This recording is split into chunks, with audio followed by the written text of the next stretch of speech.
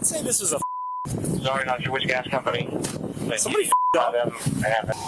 Why were we not on the roof? Football from us. You need to go somewhere over in the west coast. Why weren't we? I told them they need to post the guys over here. To Denver. I told them that the Secret Service. I told them that Tuesday.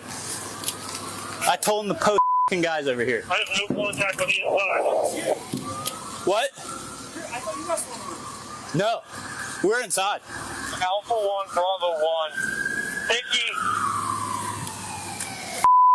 I told them to post guys over here. Yeah, so he's saying he told them to put Secret Service near that rooftop. No one was there but the gunman. So check this out. About 30 seconds before this person opened fire from the roof, one officer had a chance to stop this entire thing, to stop Thomas Crooks. That local cop was boosted up by another officer, but when he saw the armed 20-year-old up on that rooftop, he dropped down to the ground. Then the gunman opened fire. That officer says Thomas Crooks was on his stomach